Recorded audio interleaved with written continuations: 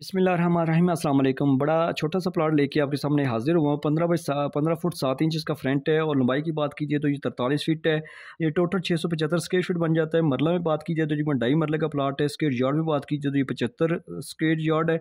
जो हमने इसके ऊपर छत डाला है वो 683 स्क्वायर फीट बनता है। राना शबीर साहब से सियालकोट पंजाब से अपनी सोच फिक्र के मुताबिक छोटे से प्लाट में उन्होंने घर का नक्शा बनवाया। जैसे आप 14 फीट की सामने गली है, जैसे मेन गेट से दाखिल होंगे तो आपको बड़ी गाड़ी खड़ी करने के लिए कार पोर्च मिल रहा है। इसी कार पोर्च के अंदर आपको ये दरवाज़ा मेन हॉल का है, ये दरवाज़ा जो है ना आपको बैठक का मिल रहा है।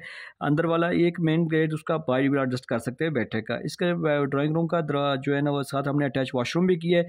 ये बैक साइड पे हवा रोशनी के लिए जगह, जो इस वॉशरूम को ऊपर वाले किचन को भी इस बैठक को भी हवा रोशनी की विंडो आप ये वहाँ पर एडजस्ट कर सकते हैं। इस वॉशरूम को अगर आप जनरल बनाना चाहें तो आप यहाँ पर दरवाज़ा कार पोर्च में इसका एडजस्ट कर सकते हैं। जैसे आप मेन गेट से टीवी लॉन्च में दाखिल होंगे तो खूबसूरत इस्तेमाल होने वाला टीवी लॉन्च आपको नज़र आ रहा है।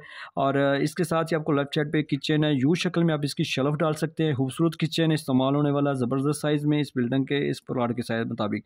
यहाँ पे आपको जो है ना वो सीढ़ियाँ मिल रही हैं यू शक्ल में, आपकी स्टेयर ऊपर जाएंगी। इसके नीचे आप लॉन्ड्री एरिया बना सकते हैं। ये एक मास्टर बेडरूम है, इसके साथ अटैच वॉशरूम की। इस बेडरूम को भी वॉशरूम को अगर आप जनरल बनाना चाहें तो यहाँ पे आप इसका दरवाज़ा टीवी लॉन्च में लगा सकते हैं।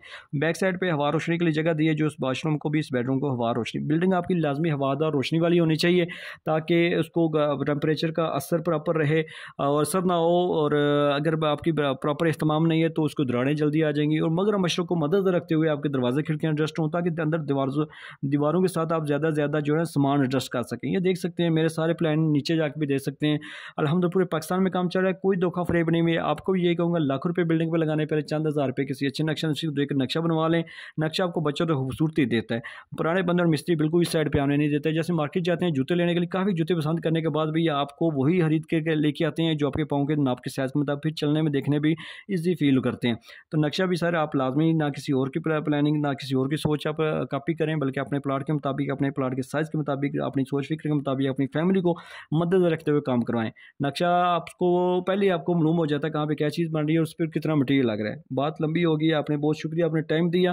अगर आपने मेरे से घर का नक्शा बनवाना तो मेरे साथ व्हाट्सएप पर रब्ता करना है। और अगर मज़ीद टिकटॉक पर जाके आप मेरी पंजाबी ज़बान में वीडियोज़ देख सकते हैं शॉर्ट टाइम में, और वहाँ पे बिल्डिंग मालूमात भी काफ़ी है।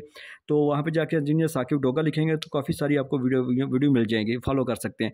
बहुत शुक्रिया आपने टाइम दिया। और इस चैनल पे नए थे प्लीज़ को सब्सक्राइब कर लें। अगर नक्शा बनाओ तो मेरे साथ व्हाट्सएप पे रब्ता करें। Thanks for watching.